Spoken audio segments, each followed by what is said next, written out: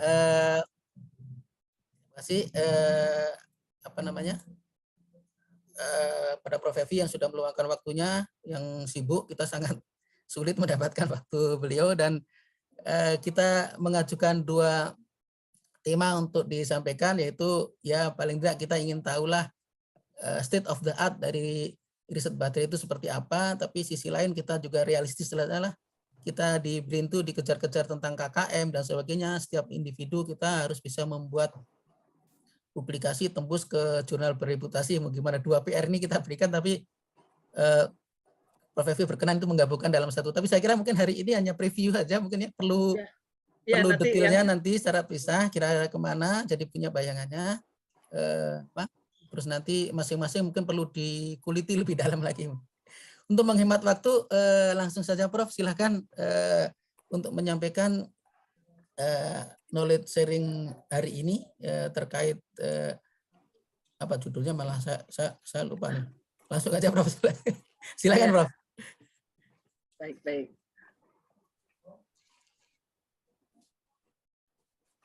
Oke, Assalamualaikum warahmatullahi wabarakatuh.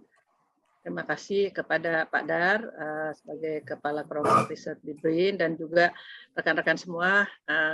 Ya mohon maaf nih baru bisa sempatkan saya bisa sharing. Mungkin ya ini mungkin ada yang belum mengenal gitu ya. Saya sendiri ini tadi dari ITB, kemudian saya mengambil S3 di Jerman di bidang senuklir sebenarnya ya, tapi ke material.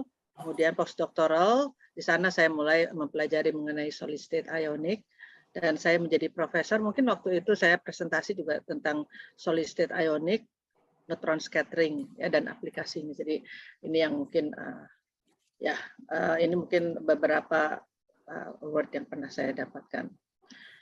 Kegiatan saya memang banyak ya.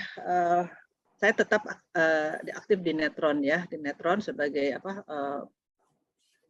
Presiden Neutron Society, yang insya Allah itu bulan November kita akan kedatangan. Dan saya harus minta Padar atau PRMM atau RN tangkap ini gitu ya. Kita perlu minimal 1 tanda tangan kerjasama luar negeri gitu ya. Nah, kalau kita kerja baterai pasti penting Neutron. Juga ini Material Society, IUMRS, dan itu aktivitasnya.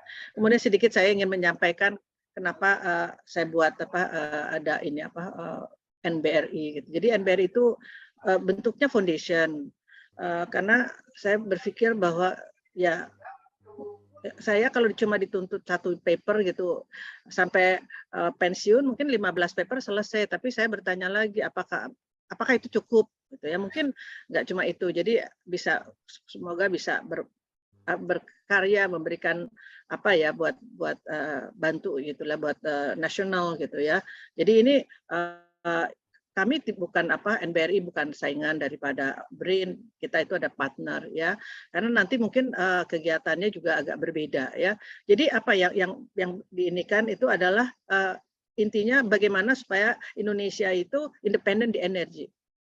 Pasti kita akan mendukung semua yang dilakukan di riset-riset. Nah, hanya mungkin tidak semua. Jadi begini, kalau saya melihat ini selama 2 tahun ini belakangan saya mempelajari, riset itu ada 2 hal gitu yang harus kita tujukan.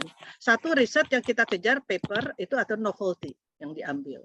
Tapi kalau kita berbicara kita mau pakai untuk industri, it's just two different thing gitu ya. Jadi ini hal yang mungkin nanti bisa juga nanti dari sekian banyak riset-riset yang dilakukan di BRIN, ada yang memang udah siap nih untuk di scale up, di pilot scale up dan sebagainya. Tapi itu juga perlu waktu dan memang yang concern gitu. Nah, itu sebenarnya yang sedang coba saya lakukan ya, dan itu berbeda sekali dengan riset yang memang kita tujuannya publikasi ya.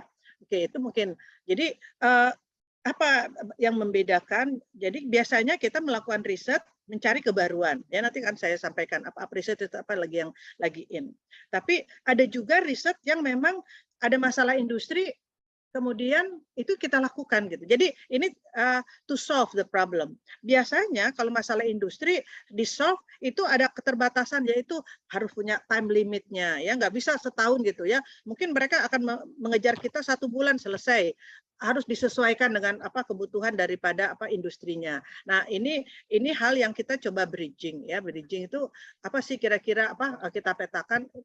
Industri itu menyampaikan dan mereka membutuhkan, ternyata mereka membutuhkan. Jadi itu seperti itu ya.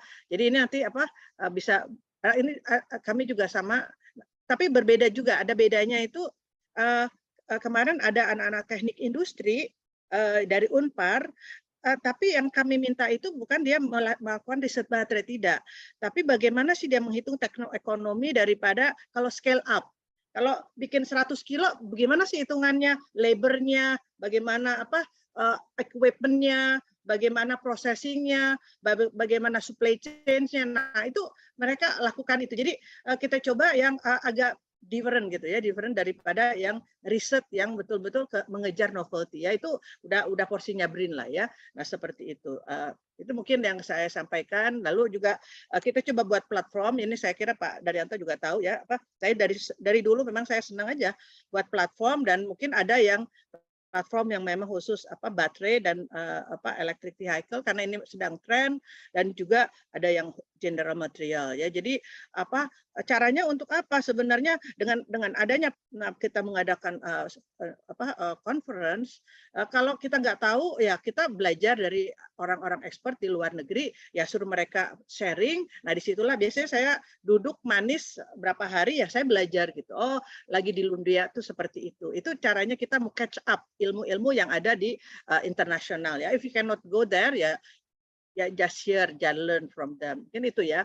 Ini juga demografiknya dan partnernya mungkin lebih banyak ke industri ya.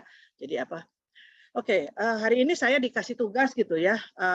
Tahu ya judulnya apa ya, current research atau apa. Tapi saya ini ada baca dari. Jadi ini sebenarnya saya mau sharing-sharing yang apa sih beberapa paper lah yang lagi ini. Ada lithium ion battery innovation roadmap gitu ya. Itu ada suatu grup research di LOX ya.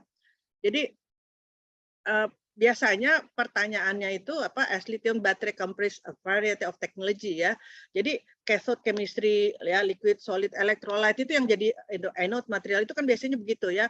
Pertanyaannya itu bagaimana katanya, apakah dia akan tetap gitu, which lithium ion battery chemistry yang akan tetap sampai ke depannya, itu akan dipertanyakan. Jadi jangan sampai kita mengerjakan sesuatu selesai yang ini, tentunya dunia itu sudah berubah ke yang lain. Jadi kita harus lihat gitu ya, ini karena novelty ini penting sekali ya. Jadi ternyata kalau kita mau melakukan riset itu juga tadi saya bilang itu ada industri, tapi kemana sih arah industri gitu? Kalau kita ingin itu nanti dilirik gitu. Jadi kita melakukan riset ya oke lah kita ganti ini. Tapi yang kita tanya dibutuhkan nggak sih sama industri gitu? Karena yang mendominasi itu adalah market ya, market yang marketnya arahnya ke sana ya, we going there gitu ya, at the beginning ya. Nah ini mapnya itu kira-kira apa gitu, ada sell, ada pack, ini juga terus berubah gitu ya. Jadi sekarang aja nih kalau orang bicara sell aja udah berubah itu Pak Dar. Itu kalau saya usulkan ya nanti mudah-mudahan yang tadi sell itu ya silinder itu udah nggak zaman lagi Pak Dar pakai 18650 itu. Kalau kita mau bid UNS ya kita siapkan tuh yang 21700 misalnya. Karena mereka sekarang ingin meningkatkan kapasitas tanpa dengan nambah volume sedikit gitu ya. Nah, itu dengan membesarkan si silinder gitu. Nah, itu yang lagi dipakai sama gesit, sama motor yang ada itu adalah 21700 ya. Tapi si Tesla itu bikin lagi lebih gendut lagi tuh, dia bikin 32600 ya. Tapi it's the matter of to increase the capacity. Jadi itu sebenarnya bedanya apa? Bedanya dia lebih panjang lagi, artinya kapasitas akan lebih naik ya. Kita juga pernah membuka sel ya. Jadi kami buat baterai, ternyata kok baterainya kalau yang di sana itu bisa keluar 2000 gitu. yang kita cuma 1.500 atau di sana 2.500. Pertanyaannya itu sebenarnya hal-hal yang simpel ya, mungkin itu harus dikaji. Akhirnya kita buka. Padahal kalau kita bikin silinder biasanya berapa ya? 18,650 panjangnya. 65 cm ya Pak Dar. Maksimum ya Pak? Kita karena sekitar 60 cm, 60 60 70 yang cm, Pak. untuk dapat kapasitas Iya. berapa? 1.800. Iya. Tapi LFP ternyata 1.870 cm. Iya, ternyata Pak Dar, ketika saya buka yang Sony, Samsung, LG itu 90 cm. Bayangin, itu kan sesuatu hal yang, oh kenapa dia bisa lebih tinggi? Nah pertanyaannya, kok dengan silinder yang sama, bisa lebih panjang gitu kan, artinya ada yang kita harus kejar ya teknologinya, berarti mungkin lebih tipis, lebih rata dan sebagainya. Nah, itu hal-hal begitu tuh kita mengerjakan sesuatu yang reverse engineering gitu. What's current situation ya itu. Nah kemudian kalau kita lihat di sini itu ada cathode ya, nanti cathode itu banyak juga itu yang kemarin sempat waktu di Nickel Summit itu ada pertanyaan, apakah NMC 811 itu sudah well perform dan sebagainya. Apakah itu perlu dirisetkan lagi pertanyaannya ya? Udah high capacity, udah bagus gitu. Tapi ternyata kan masih ada sela-sela yang harus kita pelajari, misalnya capacity retention-nya, bagaimana harus ditingkatkan dan sebagainya. Nah ini kemudian itu kalau bicara cathode ya, cathode juga pengembangannya luar biasa. Kemudian ada yang grup baru ya yang mengerjakan silikon ya, silikon anode. Silikon itu nanti karena dia lebih besar kapasitinya daripada yang grafit ya, grafit. Jadi yang ada itu mereka buat ada juga silikon nanowire dan sebagainya ya. Mungkin nanti ada satu publikasi saya dengan grup Jerman ya mengenai silikon nanowire ya. Itu malah thin film bukan thin film baterai. Nah, kemudian solid state baterai karena gimana? Mungkin ada satu nanti paper yang mungkin saya ulas juga metallic lithium anode juga dikembangkan ya, dan BMS. Jadi kalau kita belajar baterai ini apalagi banyak timnya. Nah ini mungkin kita belajar nanti itu kalau ada mahasiswa atau apa starting dari masalah yang what is engineering sebenarnya ya gitu ya. Jadi dan bisa itu insya Allah bisa gitu ya. Kemarin ada satu yang saya bimbing itu dia buat BMS Pak. Dia bisa BMS ya. Pertamanya dia bikin simple, yang kedua dia bisa ngatur nggak sampai ke suhu sih, tapi dia bisa ngatur voltage dan current ya. Nah tadi kan berarti dipengaruhi pengembangan baterai itu dipengaruhi dengan marketplace dinamiknya bagaimana. Tadi kan ya yaitu tadi apa aja? Tadi NMC 811 itu trending topik lah ya. Cathode-nya, silicon anode, solid state battery. Balik lagi tuh bolak-balik itu memang ini tadi ada silikon, ada SN dan sebagainya ya. Ada grafen juga ya. Kemudian ini kenapa ini kita butuhkan? Karena sebenarnya yang menentukan itu tadi market arahnya pasti ke vehicle characteristic and driving pattern. Jadi kita pingin sesuatu bahan baterai yang dikembangkan itu bagaimana pertama harus dia tuh bagaimana dia spesifik kapasitasnya lebih tinggi, lalu lebih lightweight ya, kemudian life cycle-nya diperpanjang. Nah itu permasalahan yang kita harus solusikan. Tentu saja cost ya, reducing cost ya. Jadi kenapa kita harus pakai local resources ya, mungkin kalau kita buatnya di sini, pabriknya di sini, mungkin cost-nya juga akan turun gitu ya. Dan hal-hal seperti ini mungkin bisa menjadi mendasari kalau kita melakukan suatu riset ya. Nah, kemudian perkembangannya itu terus market baterai itu luar biasa ya. Kalau kita lihat di sini sebelah kanan ini ternyata juga ini menurut tadi ya, menurut dari risetnya dari Fortune, ada Fortune Research gitu ya. Ini perkembangan nanti global lithium baterai market share pada tahun 2020. Tapi kalau sekarang kita cari yang 2022 itu akan bergeser. Kalau nggak salah yang bergeser itu yang merah NMC itu jadi lebih besar gitu ya. Jadi ini perkembangan yang harus kita juga antisipasi ya. Teman-teman mau ngerisetin apa? Nggak apa-apa saya ngerisetin misalnya LFP. Nah, tapi kalau LFP yang biasa-biasa aja udah dipakai, udah ini. Tapi mungkin LFP yang ada sesuatu nilai tambahnya, ada sesuatu mungkin ditambah grafennya atau mungkin dengan silikon dan sebagainya. Jadi itu harus ada extra effort untuk membuat itu sesuatu yang jadi novelty ya. Nah, future battery di sini ada macam-macam gitu ya. Kalau ada yang mengembangkan sulfur baterai ya, kemudian oksigen ya, kemudian yang pakai ini ini maksudnya kalkogenat baterai gitu ya. Ada dengan selenium ya dan ini yang di atas ini. Nah, kemudian yang kedua ini pengembangan arahnya kemana dulu ya, mungkin ke high capacity ya. High capacity itu tadi bisa dengan menambahkan itu tadi ya, di silikon itu untuk anodnya ya, SN ya, kemudian germanium, aluminium dan sebagainya. Ini ya yang di sebelah kanan. Nah, kemudian kalau di cathode ini bagaimana dia meningkatkan high voltage, mungkin metal halide-nya. Jadi di riset itu tapi tidak bisa semuanya gitu. Saya mau ngeriset di sini, saya kejar semuanya, kapasitasnya mau naik, voltage-nya naik, misalnya kapasitas biasanya nggak seperti itu gitu. Pasti ada satu tujuan dia itu lebih, misalnya Pak Daryanto lagi ngerjakan LNM gitu ya. Itu mungkin ngejar voltage ya. Nanti ada permasalahan nanti dia tuh kayaknya kurang bagus di temperatur ya dia. Nah, itu berarti harus ada tambahan lagi, ditambahkan apa ya supaya dia udah bagus voltage-nya dan dia bisa bertahan. Jadi hal-hal seperti itu nggak bisa riset itu setiap tahun berubah. Bikin ini, besok bikin ini, nggak bisa. Harus continue gitu loh.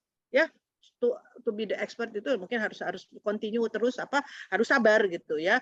Nggak apa-apa, setiap ada peningkatan kita nge-refer hasil kita, kemudian kita improve lagi ya. Nah, kemudian ini yang dibilang why solid state lithium battery is the future ya. Saya mungkin juga udah lama sekali dan ya kalau untuk sampai ke aplikasinya ini yang sulit ya. Jadi kemarin ini waktu saya ke UNS itu ketemu dengan Ibu Profesor Fitria, mungkin kapan-kapan boleh diundang itu Pak Padar itu ya, beliau bicara solid state battery mengembangkan pakai zirconia ya. Jadi dia sudah cukup dia bilang sudah bikin cukup bagus dengan metalnya itu, lithium metalnya itu sama dia dipanaskan sehingga dia nempel. Itu good idea ya. Tapi waktu itu diskusi juga dengan saya. Pertanyaannya itu ketika performanya udah bagus, tapi ketika ditanya bisa nggak itu nanti di scale up atau nah itu pertanyaan itu dia bilang sulit juga gitu loh. Sulit juga itu karena kenapa? Tidak mungkin kita bikin baterai misalnya besar tapi dengan lithium metal tersebut ya. Itu luar biasa itu. Itu karena itu bayangkan metalnya itu dipanaskan, lithium metalnya nggak mungkin kan dikerjakan di luar glove box gitu ya. Harus dikerjakan di dalam glove box. Bayangkan kalau metal itu lithium metal dibawa keluar itu kan meletup gitu ya, ada explode. Jadi hal-hal seperti itu novelty-nya bagus gitu. Tapi nggak masalah, ini kan namanya juga sampai ke paten. Tapi untuk develop sebelumnya berikutnya itu still question ya. Nah, di sini ada gitu jurnal Power Source atau apa ya yang menceritakan juga tentang saya lihat gitu ya di sini apa sih listen artikelnya gitu ya. Nah, saya lihat di sini contohnya di sini ada recent advance anode protection solid lithium battery. Jadi orang sudah bergerak ke anodenya. Kalau lithium battery itu pasangannya apa sih solid state battery itu gitu ya. Nah, di sini ada isu-isu yang tercatat tentang solid state battery sendiri nih ya. Jadi ini sebenarnya kalau mau belajar baterai itu ya kita harus kalau menurut saya tuh begini.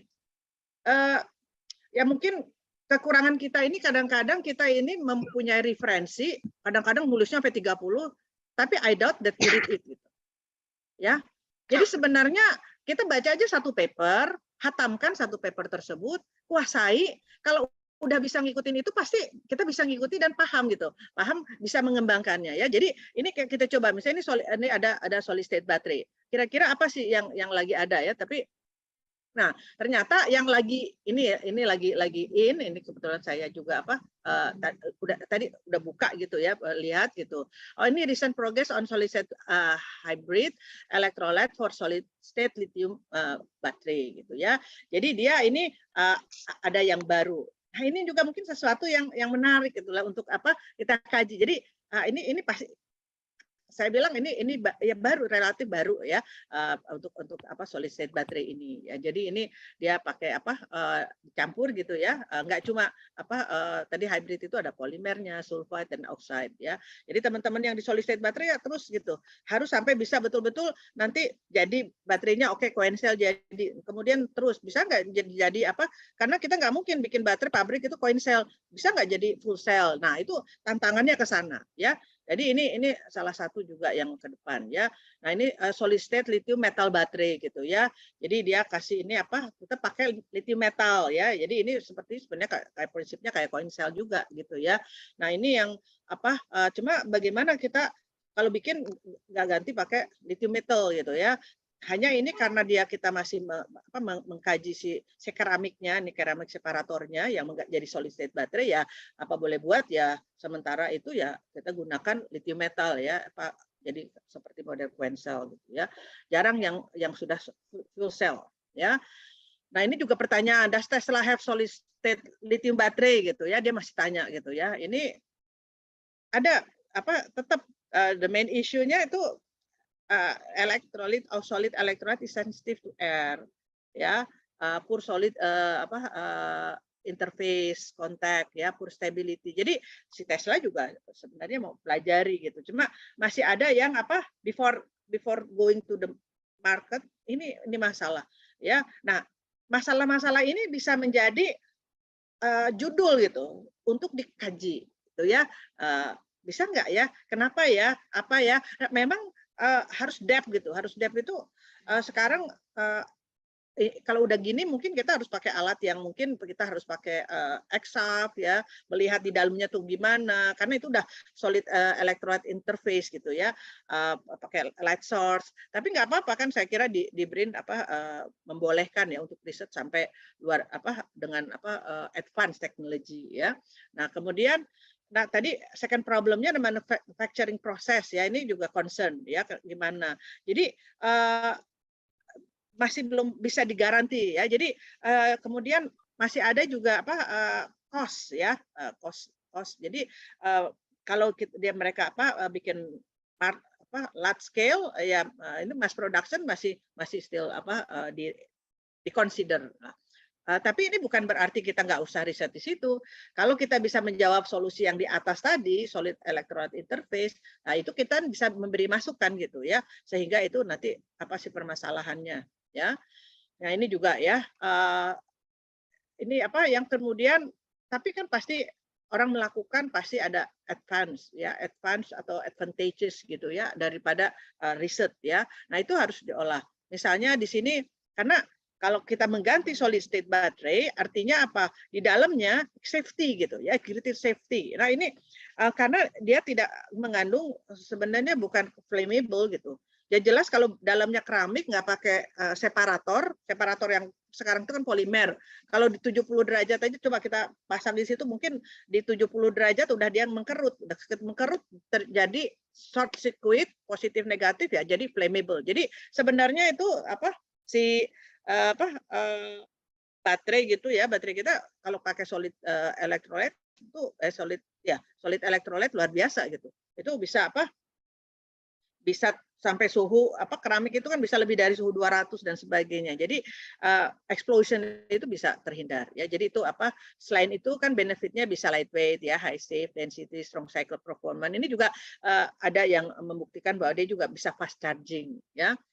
Oke, kemudian kita bicara lagi, ada yang bicara beyond gitu ya, beyond lithium gitu. Riset-riset ini beyond lithium itu juga riset yang masih emerging gitu, masih novelty-nya masih tinggi. Ya, contohnya sekarang banyak orang mengerjakan dengan sodium baterai gitu ya. Sodium baterai masih diteliti. Alasannya karena sodium itu lebih banyak di environment, lebih mudah, lebih murah dan sebagainya. Itu boleh saja itu namanya reason ya, walaupun mungkin masih take time gitu ya. Kenapa? Karena sodium itu kalau di periodic table dia betul ya, dia ada di kulit yang kedua gitu, beda. Kalau si lithium itu makanya bisa light dan bisa sangat mudah dia interaksi itu ya. Jadi apa expel the lithium plusnya karena dia di 3, yang satu di 11. Jadi dia lebih berat dan dia mungkin spesifik kapasitinya tidak sebesar lithium ya. Tapi tetap ada balance ya. Balance-nya itu ya mungkin dia mudah ya. Jadi ini termasuk riset yang perlu juga dikejar ya. Nah, tapi kalau untuk mengerjakan ini setahu saya yang di Australia dan sebagainya, sekarang ini kadang-kadang kita ngerjakan ya, dulu mahasiswa saya juga ngerjakan itu ya. Itu kita masih terkendala pakai lithium. Jadi nanti harus mengadakan sodium metal Pak Dar. Jadi instead of lithium metal, kalau kita mau risetnya sodium baterai ya, yang harus bergeraknya ya sodium metal juga gitu, bukan sodium ya. Jadi itu dicatat, mungkin itu keperluannya. Kalau enggak ya akhirnya yang terjadi itu kita hybrid. Jadi antara sodium dengan lithium ya. Nah, kemudian kalau ini di cathode sendiri ini ada beberapa jenis ya, mungkin ya di sini mungkin teman-teman udah pada paham gitu ya. Ada yang masuk di layer ya, lithium cobalt oxide misalnya, spinel, olivine ya, itu untuk LiFePO. Masing-masing mempunyai juga kelebihan, kekurangan, dan tapi yang terutama ini sebenarnya yang paling penting itu adalah lithium ion transport. Jadi ini yang kalau mau cari baterai itu gimana sih paling banyak dia itu bisa menampung litium, dan bagaimana si litiumnya itu mudah itu ya, karena jumlah kapasiti itu tergantung dari litium plus jadi elektron. Semakin banyak litium berubah jadi elektron, makin besar dia kapasitinya karena jadi arus ya, sebenarnya seperti itu ya. Kemudian ini grup ini nanti masuk ke MNC dan LMN dan sebagainya ya. Jadi kalau kita lihat di sini ya, misalnya untuk layer ya, grup layernya ini LCO ya dengan NMC gitu, dia mempunyai specific capacity yang tinggi, potensialnya sekitar 4 volt ya.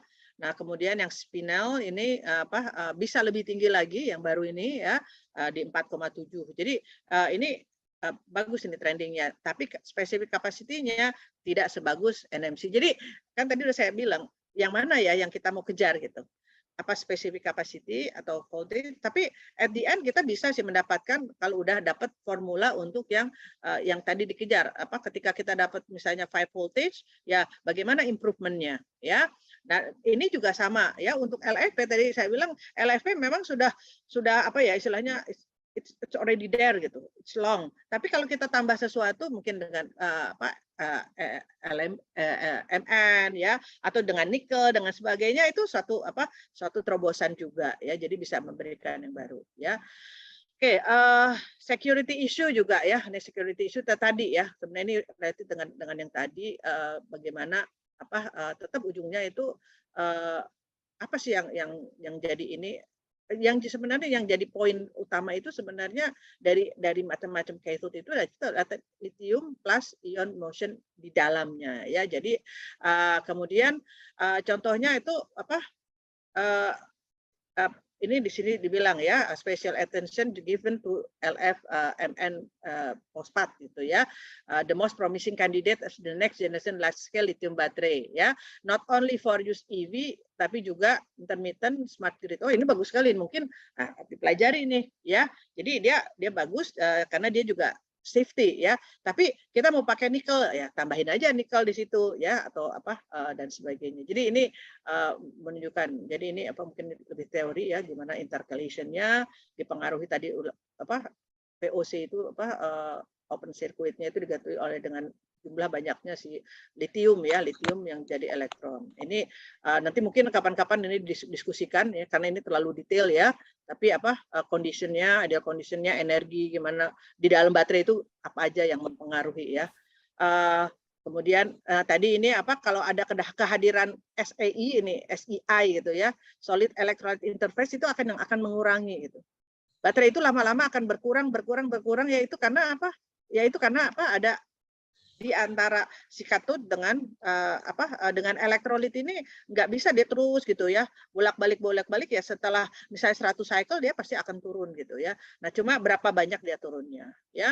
Nah, kemudian ada ini tadi ini permasalahan di LMN yang tadi 4,7 itu, dia punya permasalahan itu tadi suhu atau apa gitu ya, kalau nggak salah dia cyclic cyclic ability sama retention-nya atau stability-nya. Nah, kemudian ini ada orang melakukan dope ya. Saya tuh cuma pengen nunjukkan ini gambar-gambar ini. Jadi kalau teman-teman buat paper ya, jadi gini, banyak sekali contohlah yang baik gitu loh. Jadi kadang-kadang saya itu kalau lagi meriksa ini ya, aduh entahlah banyak kan saya review kalau conference itu. Jadi pengen nunjukin banyak tapi nggak jelas gitu. Ini orang ini cuma melakukan satu, dia doping tambah dengan chromium. Dari awal sampai akhir dia udah sistematik gitu. Ini menunjukkan apa sih perubahannya? Dia nggak buat yang lain kan? Dia bandingkan ini kalau yang sebelum, yang ini sesudah. Lalu kita buat itu harus skalanya sama ya, buat penampilan. Jadi si reviewer itu enak bacanya gitu ya. Tapi kadang-kadang kita lagi ngerjakan di awal ceritanya 5 sampel, tiba-tiba at the end cuma 1 sampel, nggak ada sambungannya. Atau kita cerita apa, nggak. Jadi sebenarnya menulis paper itu gampang gitu. Yang penting kita konsisten. Kalau kita ceritanya ini ya nggak apa-apa 2 macam. Tapi konsisten kita pelajari ini CV-nya ya, ini apa sih perubahan CV-nya ya di keduanya, kemudian dia bahas ya apa perbedaannya, pasti dia nge-refer pada yang sebelumnya ya. Jadi ini juga sama, dia bandingin lagi nih ya, dia menggunakan, kalau dia menggunakan misalnya lithium metal jadinya begini, kalau dia menggunakan ini LTO ya, LTO dengan LFP ya, atau LiFePO-nya dengan ini. Jadi ini di suatu riset itu harus ada parameter. Parameter apa yang akan kita rubah gitu. Parameter apa yang akan kita capai. Parameter apa yang kita perlakukan. Jangan banyak-banyak gitu. 2-3 udah cukup, karena kalau kita harus konsisten dengan kalau kita mau nulis jurnal itu harus lebih banyak analisa dengan berbagai macam metodenya gitu. Kemudian kita gabungkan, nah kita analisa, pasti ada hubungan antara XRD, DSC dan sebagainya. Jadi ini yang ini mungkin contoh-contoh yang perlu kita pelajari ya. Nah, kedua tadi kita bicara safety issue, itu enggak perlu juga baterainya kita bakar. Jadi saya kira DSC nanti ada di mana ya, saya nggak tahu nih Pak Dar ya. DSC itu dulu ada di Batan, dibawa ke kita nggak ya? Dibawa maksudnya ke gedung 440 apa enggak, saya nggak tahu. Tapi saya kira ada ya itu. Jadi DSC juga bisa menentukan kapan sih dia itu rentan gitu. Ini LFP kelihatan bagus ya, maksudnya di suhu 250 itu dia nggak ada peak eksotermik nih ya. Tapi kalau untuk di sini ya, untuk yang NCA makanya masih agak safety-nya enggak terlalu bagus, itu di antara 200 saja dia sudah ada eksotermik. Ya, nah untuk LMN di sini lebih tinggi lagi ya. Jadi makin tinggi itu sebenarnya terjadi energi yang dikeluarkan ya pada suhu tertentu ya. Nah ini sebenarnya bisa dipelajari. Ini bisa jadi tambahan buat risetnya teman-teman di BRIN. Jadi ini tambahin aja nih satu, kan kita sekarang ada Elsa, kasihkan aja untuk dipelajari ya. Oke, jadi ini banyak tadi sudah saya bilang yang harus ini, tapi mulailah dari apa yang ada di market, balik lagi structure stability, capacity, electrode voltage, readability, lifetime termasuk itu menjadi sesuatu yang menjadi target kita yang untuk kita solve the problem. Jadi melakukan riset itu what do you want to solve? Problemnya apa? Oh, saya lagi melihat safety. Oke lah, berarti ini yang harus dikerjakan. Oh, kita sedang high performance-nya. Oh ya, berarti itu yang kita gimana ya caranya meningkatkan high performance. Jadi itu harus di state at the beginning of your research. Lalu pertanyaannya kapan membuat itu? Sebenarnya ada lagi, ketika kita membuat riset itu bukan ketika membuat paper. Riset itu ketika kita plan melakukan paper itu, nah disitulah kita harus udah mengumpulkan kita membuat fishbone dan mana yang akhirnya kita temukan, nah ini yang terbarunya, novelty-nya, nah dari situ jalan. Jadi riset itu ya, ketika lakukan eksperimen hanya to prove daripada yang tadi novelty-nya ya. Jadi ini the good capacity retention ya, itu jadi juga pertanyaan-pertanyaan. Oke ya, ini beberapa yang sedang yang dicari ya. Saya mau high power, oh boleh, ini contohnya ya. Kemudian ada juga high energy atau long life cycle. Jadi ini ini pengembangan ya, pengembangan yang dilakukan untuk meningkatkan tadi ya, mana terserah yang mana dulu nih ya. Jarang ada baterai yang sempurna dapat semua ya, energinya, powernya, dan biasanya nanti cost-nya tinggi gitu ya. Oke, ini mungkin terlalu teori ya. Kemudian tadi ini saya mencatat satu permasalahan, the kinetic of loss oxygen. Jadi ini yang 5-volt ya, yang generasi 5-volt adalah dia permasalahan di ini di 50 derajat. Ya 50 derajat itu akan ada masalah gitu. Nah, ini makanya kenapa tadi si orang ini melakukan dia dengan surface modification dengan chromium. Ya, jadi mungkin kita udah bilang, oh ini udah bagus hasilnya, udah sampai ini, tapi kita belum cek juga nih ketika di aplikasi suhunya gimana. Ya kita panaskan sambil in situ eksperimen gitu ya. Oh ternyata dia nggak kuat nih tadi di ini di suhu sekian. Artinya the next kita bagaimana to solve that problem ya. Jadi ini dengan coating dan sebagainya ya. Kemudian ini melakukan ini dia mengcoating dengan ALF3 ya. Melakukan ini basic riset itu selalu kalau kita mengembangkan material yang harus dilakukan pertama itu adalah XRD. Ya, XRD ini penting sekali untuk membuktikan material yang kita buat ini masuk di reference nggak, masuk nggak, bagus nggak gitu. Kalau material yang kita kembangkan aja belum mengikuti yang ditentukan dengan benchmarknya, dengan yang standarnya, kita jangan go on dulu ke bikin baterai gitu. Ya ini harus terus dikejar. Kenapa ini, kenapa itu ya. Dan mungkin detail saya kira minggu lalu sudah disampaikan juga sama Pak Farudin ya. Jadi ketika bikin NMC itu ya udah selesai jadi NMC, jadi sektor. Ternyata in detail ada juga ternyata puncak ke berapa lah, ada 2 puncak, yang pertama dan keberapa gitu ya. Yang tingginya harus dia lebih dari 1,2. Sepintas itu oke, NMC gitu. Tapi kalau kita mau tahu NMC yang bagus, oh itu berarti dia harus lebih tinggi karena dia ke mix ionnya. Kemudian ada lagi ya tadi perpisahan puncaknya sampai sedetail itu. So we have to find out ya, harus sabar gitu ya. Cari lagi, diulang lagi. Ya ini yang mungkin kami lakukan mungkin untuk waktu kita bikin prekursor itu sampai 35 kali. Sampai mendapatkan betul-betul dia itu perbandingannya itu di atas 1,7 gitu ya. Jadi bagus ya. Nah, ini juga contoh-contoh jadi kalau kita punya ini tem mudah-mudahan jalan gitu yang di BRIN. Nah, ini harus ditambahkan kalau kita melakukan coating ya, tunjukkan coatingnya di mana sehingga dia bisa berubah ya. Jadi ini contoh-contoh yang mungkin nanti kalau kita buat paper itu bisa ini ya. Kalau yang ini biasa nih ya, capacity ya. Kemudian kita tambahkan ini biasanya nih kalau saya terus terang nih di sini saya harus mengakui Pak Subhan ya. Pak Subhan itu luar biasa ya. Jadi kalau saya itu juga ada bikin baterai atau ya, saya minta Pak Subhan, dan Pak Subhan itu sudah dipakai di mana-mana gitu karena dia ahli ya. Hanya mungkin yaitu ya biar diteruskan gitu ya. Ini dalam mengukur ya dia bisa mempresentasikan menghitung spesifik capacity dan sebagainya, ini bagus gitu ya. Jadi ini buat baterai itu bagus gitu. Oke, ini ya cycling performance biasa lah ya, ini yang harus dilakukan di riset baterai. Nah kemarin tuh sempat kita buat baterai gitu. Nah itu ini juga cerita juga. Buat baterai kita buat aja katot biasa lah, udah buat jadi baterainya. Kemudian ternyata ada yang ngasih tahu, oh bikin katodanya tuh harus begini dengan agak panjang gitu. Tapi ternyata hasilnya spesifik. Jadi kalau coatingnya bagus dengan treatment yang lebih bagus itu bisa kita punya kenaikan 1,5 kalinya. Oh itu permasalahannya. Jadi so many things gitu ya. Kenapa baterainya kurang perform itu bukan cuma material gitu. Ternyata waktu kita bikin coatingnya itu ada masalah juga gitu. Ya menurut kita oke gitu. Tapi sebenarnya kalau itu bisa dioptimumkan, nah itu bisa menjadi tanpa merubah materialnya bisa spesifik kapasitinya jauh lebih tinggi. Jadi optimum ya. Itu saya waktu itu belajar dari Pak Denny ya. Saya pertama kali sih doubt juga nih ngajarin begini nih.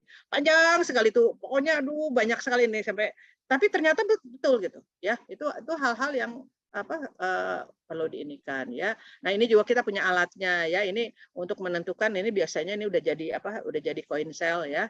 Jadi kita bisa melihat di mana dia itu bagus atau tidak kondisinya dan sebagainya. Karena ini terjadi dengan solid electrolyte ya, dengan elektrolytnya, dengan kathode dan anodenya ya. Dan semakin kecil dia internal resistennya itu semakin bagus ya. Jadi nah ini saya cuma menunjukkan ini dua hal yang tadi orang itu ngerjakan konsisten aja dia. Sampelnya cuma satu ini, ketika ini dia udah first cycle, 25th cycle. Nah ini teman-teman itu kalau satu ada sampel yang betul-betul diperlakukan seperti ini, saya yakin pasti tembus gitu. Ya. Jadi itu ikuti aja, ini so simple gitu ya. Kemudian ini grafen termasuk sesuatu yang juga ini kayaknya ini harusnya digabung dengan grupnya low dimension itu ya, low functional dimension LFDM gitu ya. Itu Bu Rike itu ada di sana. Mereka itu mengembangkan kalau nggak salah yang Ferdina ya waktu itu, karena dia ikut CCW itu mengembangkan dia material lupa lagi jadi tapi dia mengembangkan grafit gitu loh. Dan dia sudah buktikan. Tapi ujungnya kan jadi baterai gitu. Jadi ini harusnya memang kelompok ini di merge gitu ya, di merge atau ya oke lah. Karena mereka memang dari sisi mungkin karbonnya atau nanomaterialnya, tapi at the end aplikasinya ada yang masuk ke baterai ya. Jadi ini juga termasuk yang trending topik. Ini cerita Scopus. Nanti saya share yang tentang bikin itu mungkin harus khusus ya. Tapi ini saya mau cerita aja ini ada beberapa yang saya pernah publish ya 2-3 tahun terakhir ini di Q1 ya, di impact factor cukup tinggi gitu. Ini juga lagi cerita aja gitu. Ini tentang solid state nih. Ini simple gitu, simple. Jadi ini malah yang ngerjakan waktu itu mahasiswa saya itu yang dari UK ya, si Valen gitu. Tapi bagaimana kita mencoba konsisten gitu. Ini cuma gampangnya ini di quenching ada material kita quenching dengan 3 temperatur. Tapi kita bagaimana kita menganalisanya ya. Jadi menganalisanya satu persatu gitu ya. Jadi ini kemudian kita jadi ketika kita lakukan XRD ini kan dia lakukan XRD ya. Kemudian kita harus karena kita bicara material, nah itulah ya, nggak semua material itu harus kita jadikan baterai. Tapi kalau kita bicara material ya explore materialnya sebanyak mungkin gitu. Jadi kristal structure-nya ya kita lihat lagi dia di mana perbandingannya. Mungkin ini biasa-biasa aja untuk yang pertama. Tapi kemudian kita explore lagi dia sampai bagaimana litiumnya lithium diffusion-nya dan sebagainya. Itu jadi memberikan nilai lebih. Nah ini bisa untuk jurnal. Tapi kalau kita cuma XRD, udah gitu ya ini sebagai begini, ya itu mungkin proceeding aja oke lah. Tapi kalau untuk jurnal itu you have to explore ya. Nah kemudian kalau dia ada bagus ini apa sih? Itu kan si XRD itu kualitatif. Kita harus menentukan kuantitatif. Kuantitatif itu biasanya kita tadi lakukan misalnya dengan conductivity ya, yang ada angkanya tuh ya, atau dengan tadi impedance. Nah kita lakukan sehingga bisa ditunjukkan. Jadi ini ada yang ini simple ya, dan tapi ini terbit. Jadi tidak mesti harus sesuatu yang so kompleks to be published in yang high impact ya. Kemudian ada lagi ini yang ini ini juga simple juga gitu ya. Ini dengan Pak Michael ini kita jadi dimasukkan ke neutron, tapi kita lihat masuknya di suhu paling rendah karena di neutron bisa itu di berapa Kelvin gitu ya. Kemudian di temperatur yang kita bahas itu bagaimana dia visualisasi dia ionik berdifusinya ya. Nah kemudian ini depannya ya. Jadi kita bisa lihat bagaimana si ion ini dia berpindah dari satu poin satu ke yang lain gitu ya, divisualisasikan ketika dia dianggap waktu suhu rendah itu frozen, karena room temperatur itu buat si lithium itu ya, buat solid state itu dia udah tinggi gitu ya. Nah di situ kita kembangkan ya. Jadi ini kan fokus gitu loh, nggak banyak tapi ya fokus aja, fokus kita bukan lebar tapi cuma satu sampel, tapi kita lakukan beberapa ini. Cuma yang kita kejar di sini adalah advance teknologinya dengan neutron, tapi juga advance analisisnya ya. Jadi ini yang ini. Nah ini kemudian ini yang tentang silikon nanowire ya. Ini dibuatnya memang di Jerman ya. Jadi dia buat silikonnya itu pakai di etching atau alat ya, alatnya di sana gitu. Nanti kemudian itu kalau dilihat di SM ya, harus stem gitu, dia kelihatan kayak jarum-jarum gitu loh ya.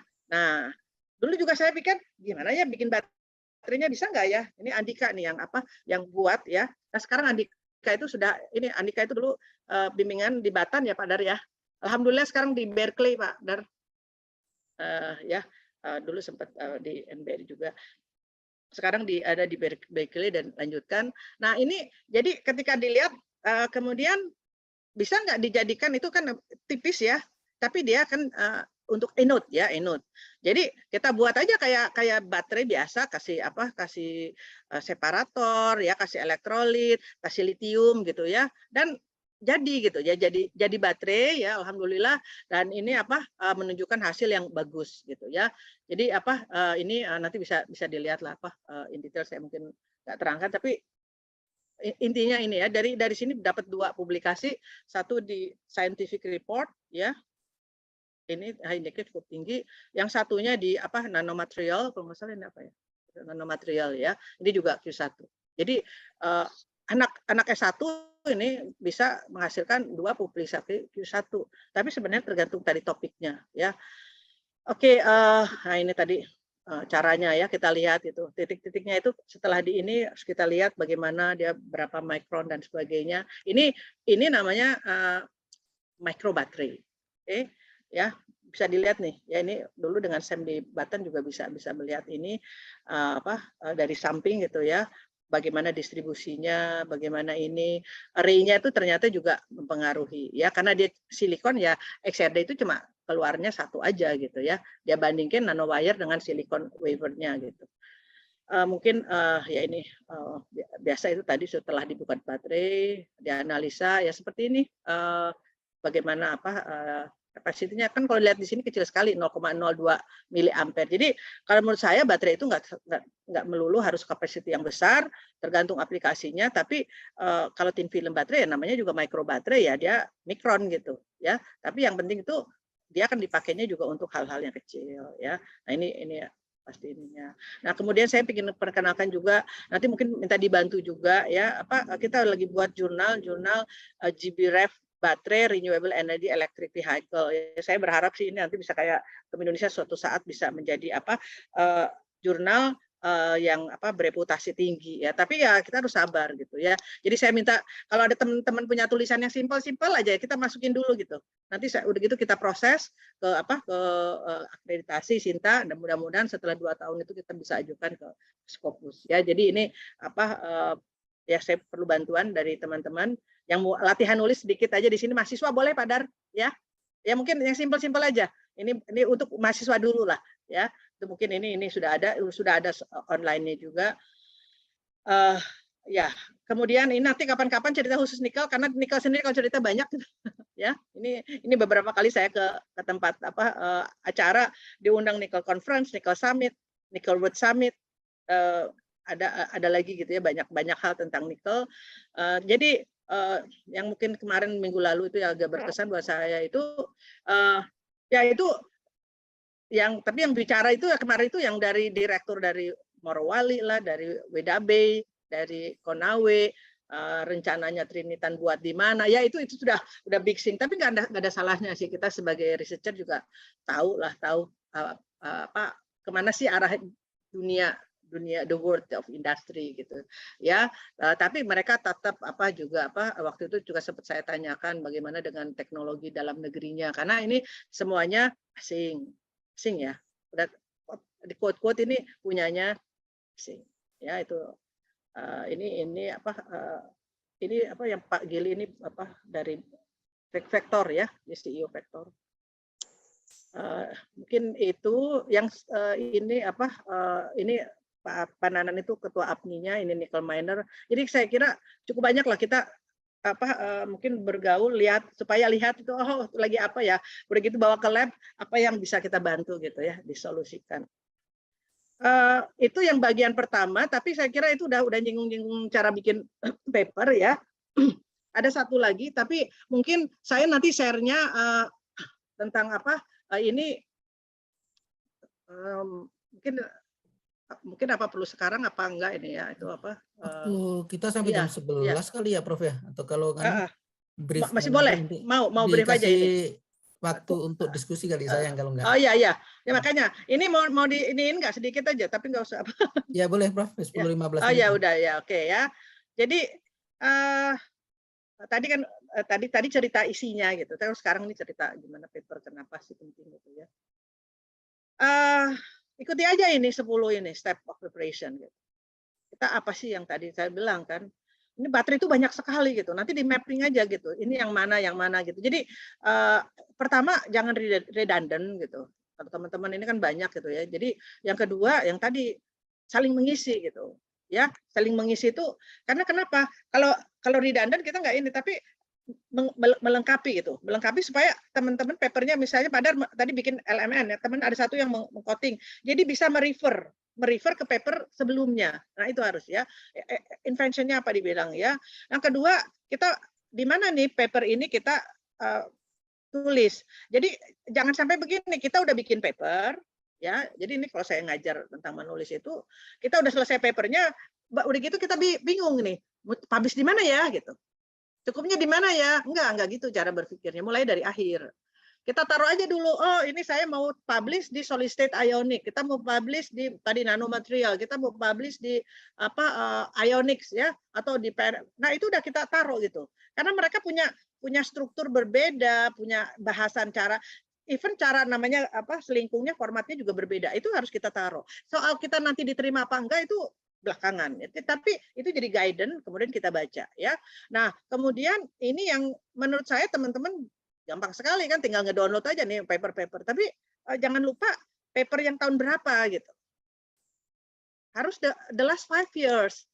Kalau Anda nulisnya 1 tahun, risetnya setahun, lalu baru publish setahun, itu udah 7 tahun lalu gitu. Jadi kalau papernya apa referensinya 10 tahun itu udah too late gitu ya, Karena itu udah 12 tahun dan sebagainya. Karena orang bertanya, novelty itu dari sesuatu yang masih recent. Jadi ngelihatnya sebenarnya gampang aja. Kalau semua apa referensinya old, ini berarti ini nggak ada kebaruannya. Tapi kalau dia baru itu berarti lagi trending topik ya.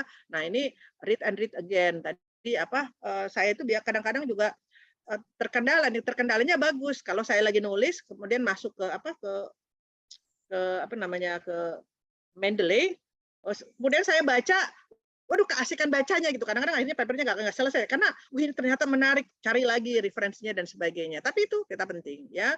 Nah kemudian tadi data ya, data ini kita punya alat banyak, tapi jangan sampai data itu yang disampaikan kayak operator aja, operator nyampaikan begini ya, XTD ya tampilkan, bukan begitu. Tugasnya kita bagaimana satu membuat itu bisa dibaca jelas. Jadi jangan pokoknya usah ditumpuk aja, tidak, baca jelas. Kemudian kita analisa. Kemudian caranya gimana? Ya kita lihat referensinya. Ya ini jadi data ini penting ya.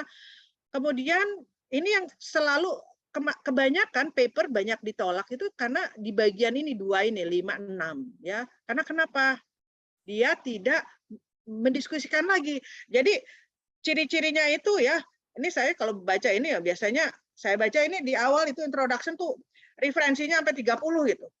Ketika saya baca di diskusi cuma 1-2 mungkin yang di refer. Loh, kan sebenarnya orang melakukan itu karena ada masalah-masalah itu kemudian harus selalu di refer ya ini seperti ini ya.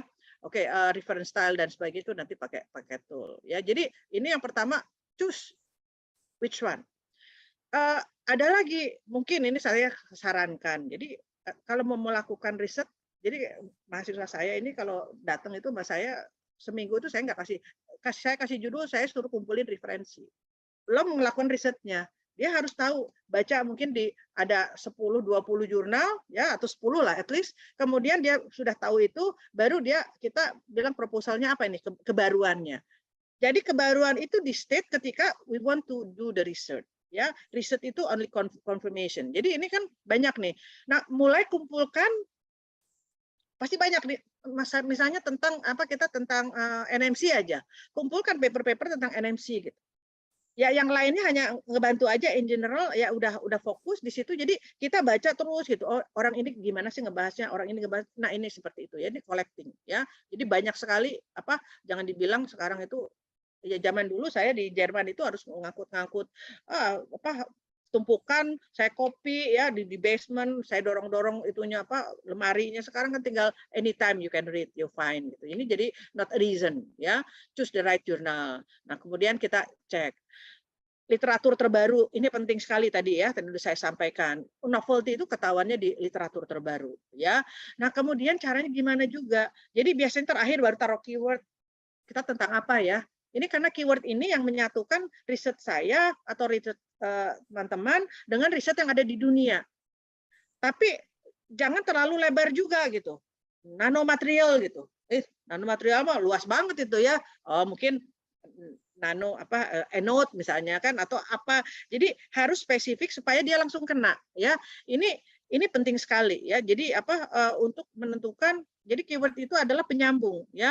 Karena ketika nanti dicari keyword duluan ya, oke, lithium baterai pasti ada. Tapi kemudian LMN atau NMC itu udah bisa jadi keyword juga. Berarti orang yang nyari riset itu pasti masuk ke situ ya. Kemudian atau solid state baterai ya, itu udah bisa gitu ya. Tapi nanti solid state baterainya mungkin keramik atau nah itu ditambahkan. Jadi keyword itu yang mempersatukan ya. Nah, kemudian ini permasalahan yang dibilang open access itu. Ya kebanyakan paper sekarang memang nggak bayar gitu. Tapi ketika kita ditanya mau di-open-kan nggak? Open access tidak. Itu pertanyaannya itu bayar $2.500. Ini sebenarnya trap gitu. Trap daripada si publisher, ya sekarang AIP juga gitu sama. Ya, AIP dulu open access, tapi sekarang dibikin seperti itu, dia hanya kasih waktu kita mungkin hanya seminggu apa-apa untuk baca, udah gitu dia tutup, tapi dia akan nawarkan, kita mau di open access tidak? Kalau di open access ya, oke, you have to pay gitu. Jadi yang kita harus cari duluan adalah jurnal yang dia punya DOAJ. Jadi si jurnalnya sendiri yang punya open. Jadi kayak Atom Indonesia mengopenkan gitu ke siapa aja. Karena kenapa kita pengen paper kita dibaca ya. Nah ini seperti ini ya. Nah ini cari yang open access kan banyak juga nih. Saya cari aja terus. Kalau udah purchase nggak usah. Kalau enggak, nah itu artinya gini. Untuk cari aja paper-paper yang bisa open access ya. Walaupun mungkin nggak kualitasnya nggak satu yang tinggi gitu, tapi nggak masalah gitu ya. Nah itu ya. Nah ini juga menentukan di mana posisi daripada si jurnalnya tadi ya, apakah dia high index ini tinggi, apakah dia di Q1 ya, ini harus dicek dulu ya, apakah dia. Jadi kalau ada di jurnal itu kita lihat dia tuh ada chemistry, ada yang tentang condensed matter dia Q2 tuh ya. Jadi kita mau yang di mana nih subsection-nya gitu ya. Oke, ini tentang jurnalnya. Kemudian Mendeley menjadi hal yang penting ya. Saya kira ini nanti kalau belum ada tahu nanti kapan-kapan kita praktis gitu, praktis ya. Tapi Mendeley ini menentukan kita itu jadi kalau menurut saya bikin paper itu Anda harus masuk satu ruangan kayak nge-zoom gitu. Tapi itu ruangan itu is buat your paper yang lagi ditulis. Makanya tadi saya bilang referensinya taruh di satu tempat, misalnya Pak Daryanto lagi mau bikin tentang SEI gitu. Udah referensinya itu udah ada di situ, masukin di situ folder, masukin ke Mendeley, jangan baca yang lain-lain, udah fokus di situ gitu. Bolak-balik di situ. Karena kalau enggak kebayang enggak ketika kita nulis di situ referensinya tuh ada tentang pengembangan yang katodanya lah dan sebagainya, kita akan bingung gitu. Jadi sebenarnya menulis itu nggak perlu lama-lama, tapi efektif gitu ya. Jadi kita waktu kita nggak terbuang, apalagi kalau referensinya masih ada di folder sana, folder sini. Saya biasanya di Mendeley itu ada paper yang lagi saya tulis misalnya, grafen, ya udah saya akan ambil beberapa yang dari yang lain, tapi khusus di situ. Jadi itu yang akan menjadi referensi kita. Ini kan praktikal ya, bagaimana kita membuat sesuatu yang supaya nggak waktunya habis. Tapi itu yang tadi itu di riset itu harus udah masuk ya tadi primary-nya ya. Kemudian masuk lagi nih, ini biasanya saya kayak gini nih.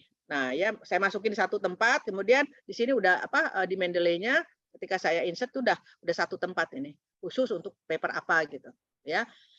Prof, Misalnya nih lihat belum, ya. PPT-nya belum di-share toh? Astagfirullahaladzim, Pak Dar. Tadi saya kira lisan aja. Maaf. Astagfirullah, Pak Dar. Aku baru Ya, bilang maaf, dari maaf. sekarang. Dari tadi saya udah nge-share itu. Belum Iya, toh? iya. Hah? Belum, maaf. Allahu Akbar. Ya udah Saya nanti kira, saya share. iya. Hah? Maaf, maaf. Maaf, maaf. Ini udah keluar. Iya, sedang, iya, iya. Udah belum? Udah. Udah. Tapi nanti, nanti itu ya. Nanti saya bagi aja ini ya. Nanti dibaca ya. Tadi udah sampai. Jadi udah. Nggak apa-apa itu. Ya sekarang apa? Terus Pak Pandar senyum-senyum. Aku pikir. Iya, saya. Senyum-senyum. Atau kita buat sesi lagi aja kali ya, Prof. Sayang juga iya, ini. Iya. Ini ya. Ya, buat nulis aja, Prof. Bikin. Iya.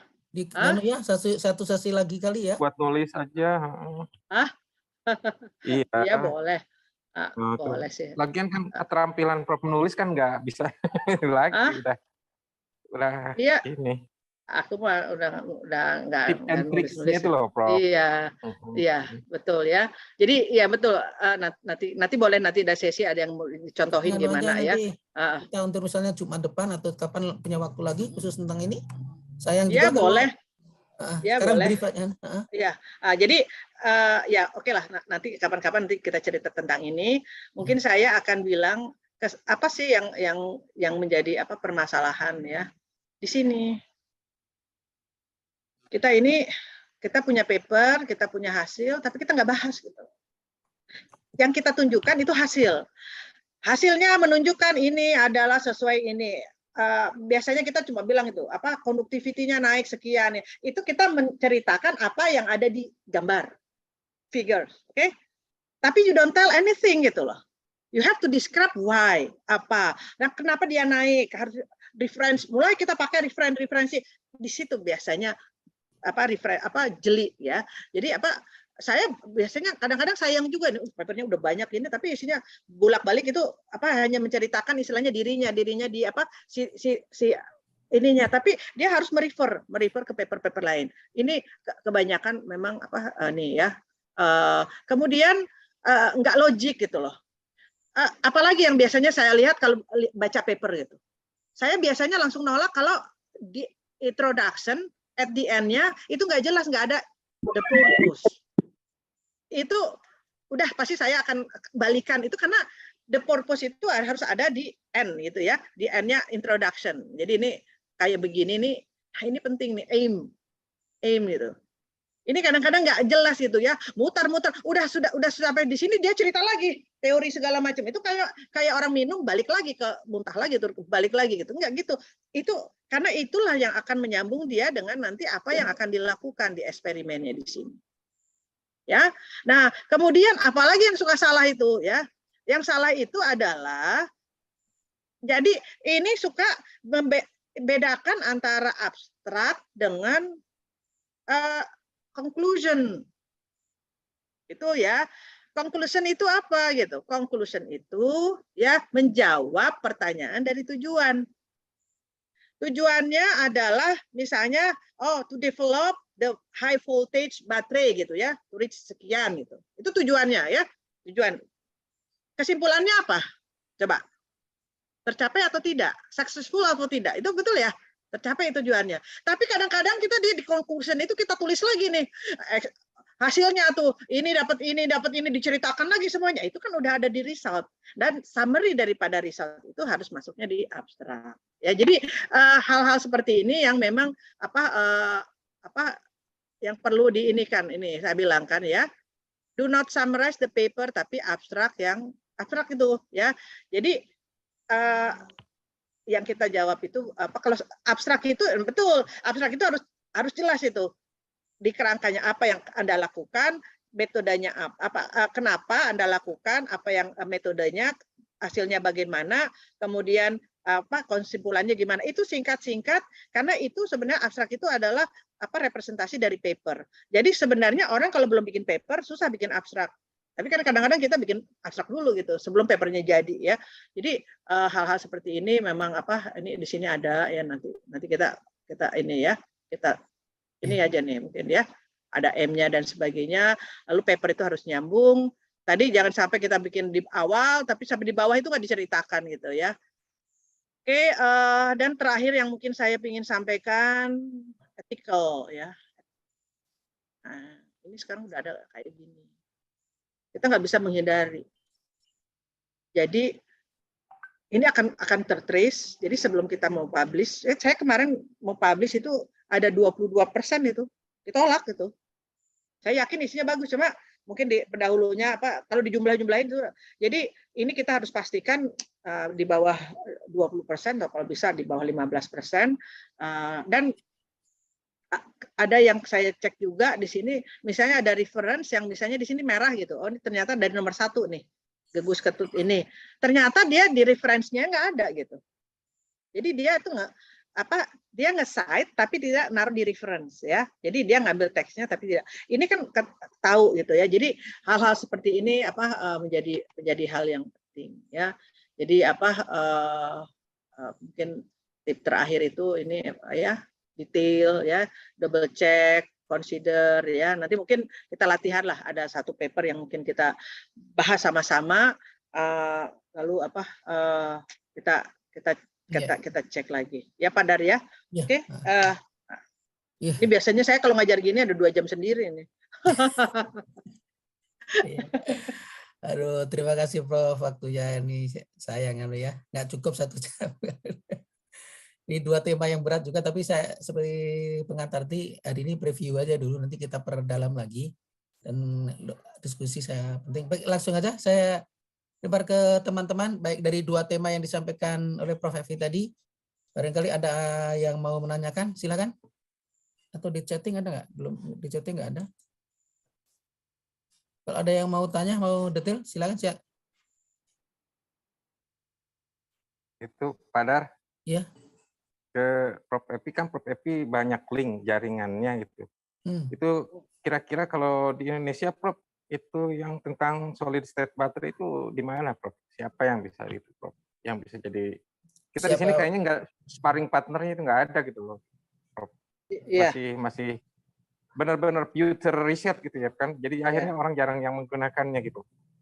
Yang itu jadi sparring partnernya itu pokoknya alone gitu. Ya. Jadi nggak usah khawatir Pak Jody ya. Jadi kalau sesuatu yang, halo Pak Jody ya. Jadi ada Profesor Fitria. Saya bahkan ngajarin ke Profesor Fitria itu bilang begini, Anda harus ikut society ya. Jadi kenapa sih saya punya jaringan, karena saya ada di society. Jadi society itu bukan cuma ketemu konferensi, enggak. Society itu buat kita diskusi. Jadi ada society yang pertama itu solid state ionic. Ya. Jadi ada International Society Solid State Ionic, ada ASEAN Society Solid State Ionic. Ini ini akan ada konferensinya minggu depan tanggal 15. Dan mereka minta, nah ini chance juga ya Pak Dar ya, nanti harus kita tangkap nih. Mereka minta tahun depan itu di Indonesia gitu. Nah, kalau saya sih tangkap aja gitu. Orang dia mau datang, wah kita belajari aja ilmunya, itu kan mbah-mbahnya si solid state gitu, dia datang ya. Jadi memang ada solid state yang society yang betul-betul di dunia itu. Saya ketemu sama Good Enough, saya ketemu sama Whittingham, itu di society solid state ionic.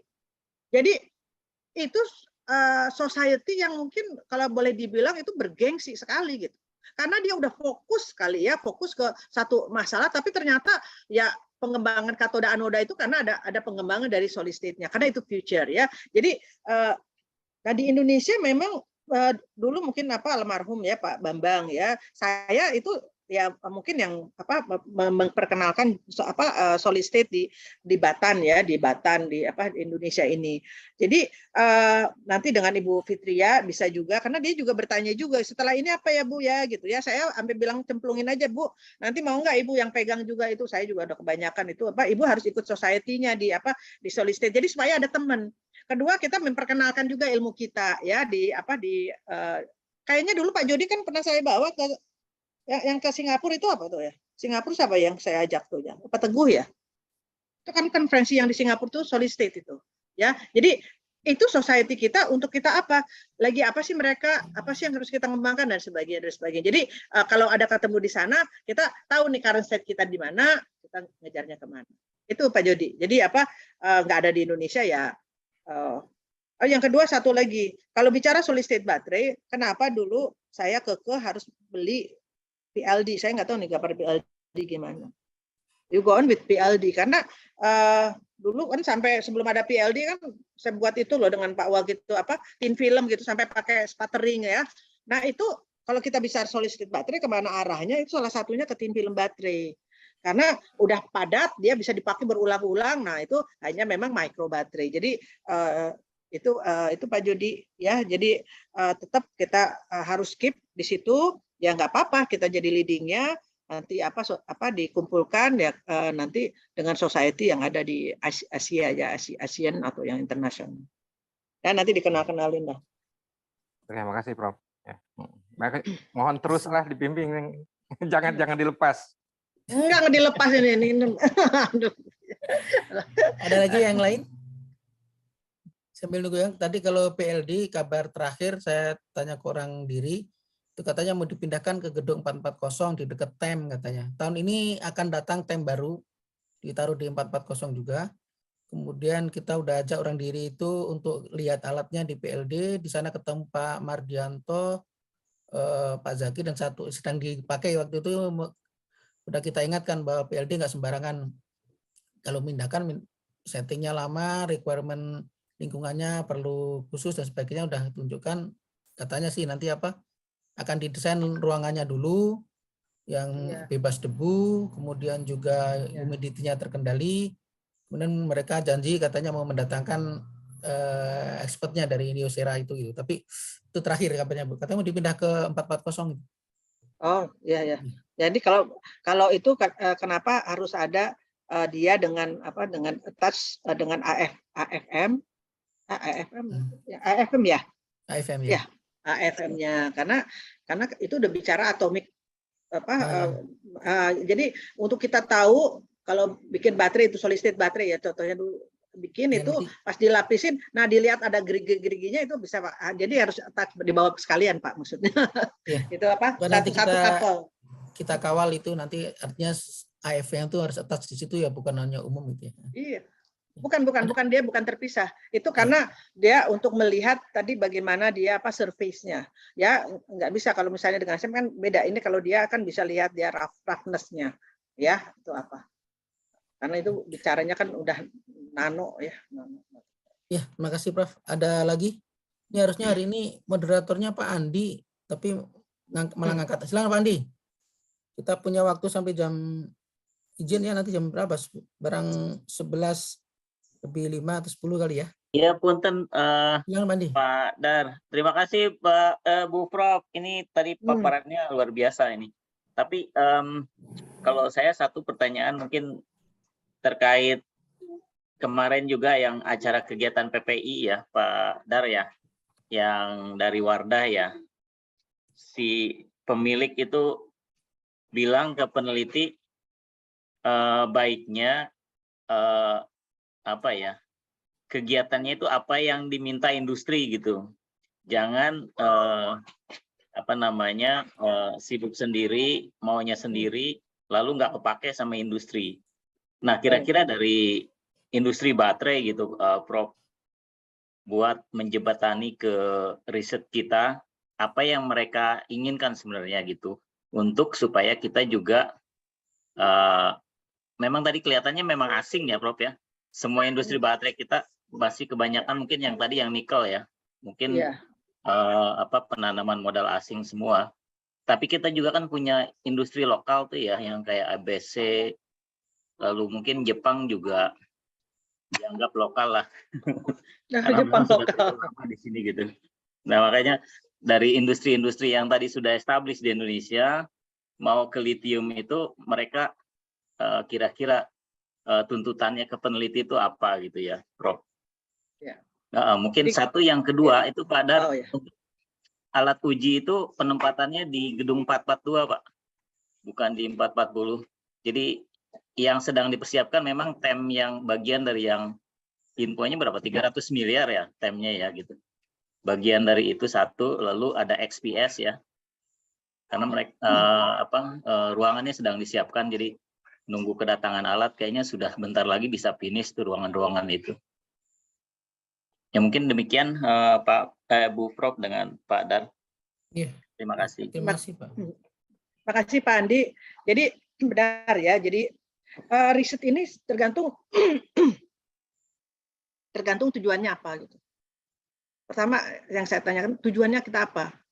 Karena tadi udah saya sampaikan ketika kita bicara novelty, ketika kita tujuannya itu harus untuk publish Q1 atau Q2 paper tujuannya itu udah berbeda dengan industri mah nggak butuh itu gitu loh.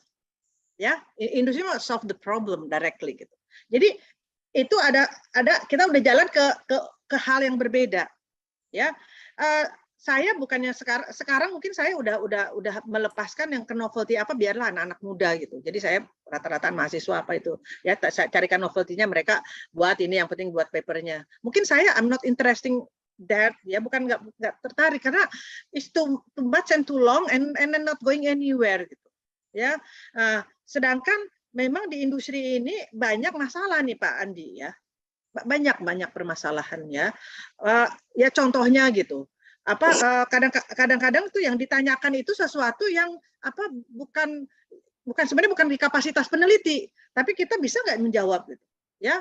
Jadi ada yang pernah datang ke saya gitu, kami gitu ya, begitu diskusi dia ngomong itu simpel aja. Kami akan produksi nikel sulfat sekian banyak gitu. Ton gitu. Kalau itu mau dijadikan cathode gitu, berapa ya investasinya? Itu kan pertanyaan yang nggak bisa kita susah jawabnya. Kalau kita tidak melakukan, pertama kita harus tahu dulu nih proses dari nikel sulfat ke cathode ya. Artinya kita melakukan riset, yaitu mungkin yang di NBRI kerjakan itu berbeda sekali gitu. Kita ini ngerjakan ya yang bolak-balik bikin prekursor, yang prekursornya itu sekarang aja baru bisa bikin 2 kilo gitu. Ini nanti gimana caranya bisa 10 kilo, itu bolak-balik. Jadi kalau ditanya novelty di situ ada nggak? Nggak ada. Tapi kita memperbaiki reproducible dan sebagainya. Itu belum kalau, nah kenapa untuk kita harus mengkaji di situ nge-bridge-nya? Karena kalau nggak kita lakukan, kita bagaimana menjawab tadi permasalahan industri. Kemudian datang lagi kemarin tuh yang dari Vektor itu, yang Bakri. Gampang aja cuma nanya, sudah belum Prof mengkaji perbedaannya RKF, STAL dengan yang smelter? Seperti gitu kan, itu kan pertanyaan dia, karena kenapa dia ingin menentukan teknologi mana yang akan diambil. Itu kan kita udah nggak belajar paper lagi, berarti kita harus melakukan kajian.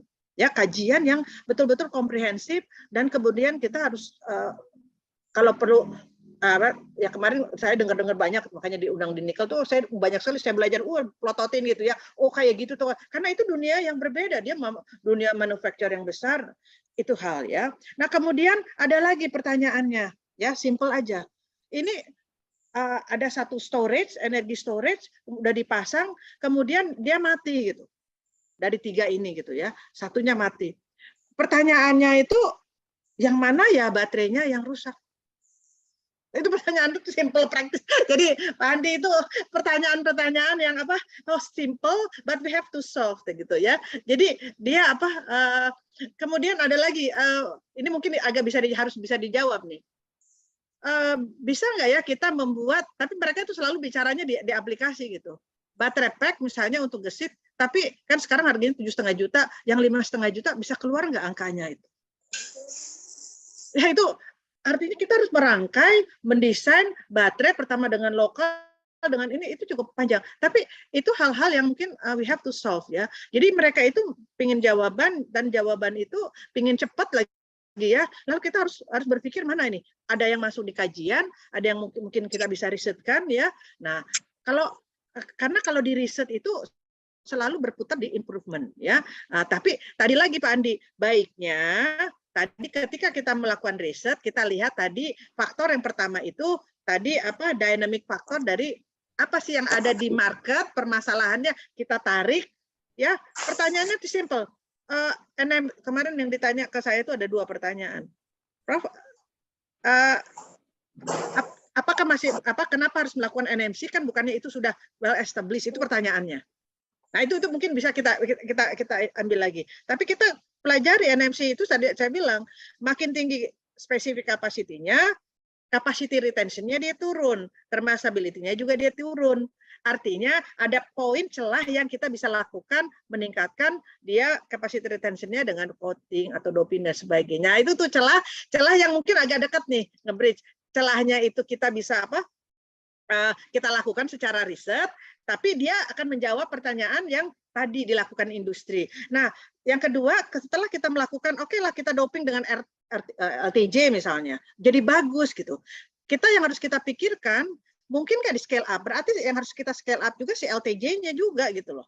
Bukan cuma si NMC-nya, artinya kita siapkan. Sama juga kalau kita mau meningkatkan specific capacity, itu kan pertanyaannya gimana specific, sebenarnya grafen itu udah bisa menjawab, tapi grafen apa yang bisa di scale up nanti suatu saat misalnya prekursornya udah banyak, si grafennya sedikit gitu. Nah, hal-hal seperti itu mungkin yang kita harus mulai diskusi, praktis dan sebagainya. Itu kan real something. Mungkin kayak kemarin itu kita pakai yang dengan saya itu coconut coir dust gitu.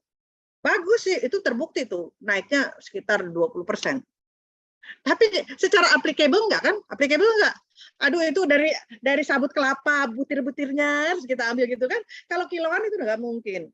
Lalu pernah kopi ya, mungkin dilakukan dengan non-UI. Tapi kalau kita tanya sumber-sumber kopi kan berbeda lagi gitu, ya mungkin itu. Tapi mungkin ini ada padahal mungkin ada satu nih mungkin sebelum ke situ ini ada kayaknya ada Mas Firman ya. Mungkin bisa kasih apa sih masalah-masalah industri? Oh nggak ada sudah tadi. Industri itu maunya apa ya? Jadi industri itu ya maunya ya praktis, cepat, soft gitu. Tapi itu nanti kita bisa kita bisa pilah-pilah. Ya, jadi. Terima kasih Prof. Ini kayaknya waktunya nggak cukup juga masih. Terima kasih. Saya kira cukup ya untuk hari ini. Nanti kita yang tadi terutama untuk untuk kiat penulisan paper mungkin saya kira perlu kita ulas lagi ya Prof. Mungkin di secara terpisah. Jadi terkait dengan hari ini sebenarnya saya minta current state of the art riset di lithium ion baterai. Kalau bisa tambahan future ke depan sebenarnya. Kan banyak isu juga lithium mau habis dan sebagainya, tapi ya saya kira udah tercover semuanya. Terima kasih Prof. Sudah meluangkan waktu yang sangat berharga buat kita semuanya. Masih juga kepada teman-teman yang sudah hadir di sini, yang juga sudah bertanya. Saya kira kita berusaha untuk komitmen terus konsisten juga acara ini kita lanjutkan, jangan berhenti di sini. Tanpa terasa kita hari ini adalah untuk yang ke-9. Kita sudah bisa menyalip ornamat nanti. Jadi nanti kita ornamat baru 8 kalau nggak salah. Kita udah nyalip nanti lebih konsisten lagi. Saya harapkan teman-teman semua tidak bosan. Kepada teman-teman yang nanti minggu depan insya Allah kita akan belajar ke basic lagi. Pak Selamat akan menyampaikan tentang kiat-kiat pengujian baterai. Jadi kita belajar tentang trik membuat baterai, termasuk juga cara membaca datanya barangkali. Kemudian nanti kita lanjutkan lagi narasumber yang lain, termasuk nanti setiap orang kita harapkan kebagian ya, paling tidak mempresentasikan apa yang dikerjakan tahun ini ataupun yang diproposalkan tahun ini, kita saling sharing sehingga kita bisa saling membantu satu sama lain. Mungkin gitu ya Prof ya, yang ke depannya. Sekali lagi terima kasih atas luang waktunya dan kepada teman-temannya. Untuk pertemuan hari ini karena ini waktunya juga terbatas hari Jumat, mohon izin untuk saya cukupkan sampai di sini saja. Semoga pertemuan hari ini memberikan manfaat buat kita semuanya dan masih tetap berlanjut. Mungkin itu saja yang bisa saya sampaikan. Terima kasih dan mohon maaf apabila dalam mengaturkan ada kekurangan saya baik dari sisi pengaturan waktu maupun penyampaiannya. Dari saya cukupkan sekian. Assalamualaikum warahmatullahi wabarakatuh. Waalaikumsalam warahmatullahi wabarakatuh. Terima kasih Pak Dar. Iya, makasih. Pak Dar. Ya. Punten, mungkin sedikit permintaan. Ya. Terkait pembinaan juga tema untuk doktoral dari grup dari KR Baterai gitu ya. Mungkin masing-masing para calon pembimbing untuk tema doktoral Pak ya. Spesifik untuk yang tema doktoral ataupun yang mau ambil master gitu. Oh, Apa? disusun gitu ya, dikasih Iya, Bu. judul-judul apa ya.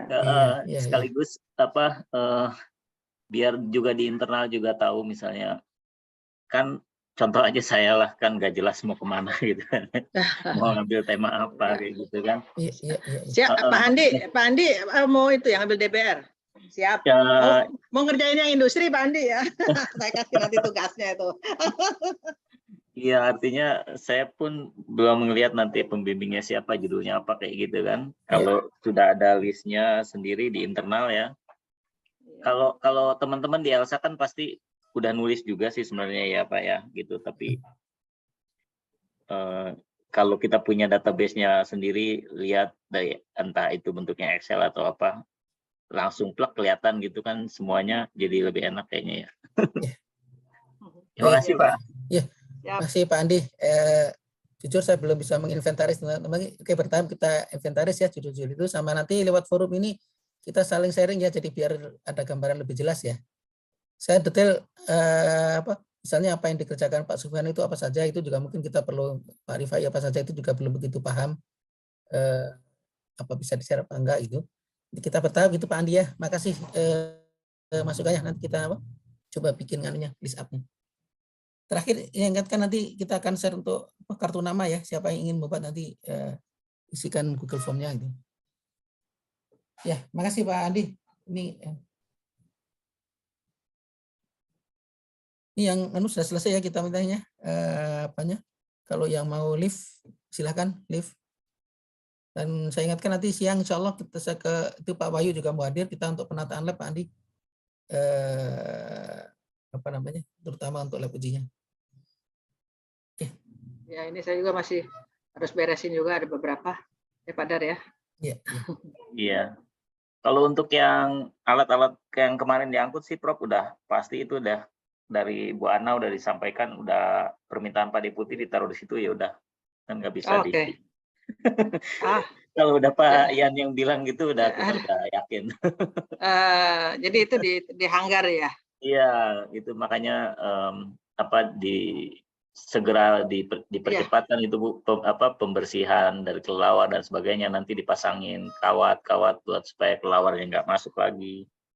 Oh, enggak di mana? Bukannya di hanggar apa di workshop ya? Di hanggar Bu, yang lagi dicat. Yang lagi dicat di hanggar. Hanggar itu kan beda dengan workshopnya Pak Bambang berarti kan? Iya, beda Bu, ya. Beda. Jadi mau ditempatinnya tuh di hanggar ya? Iya, yang ada kerennya.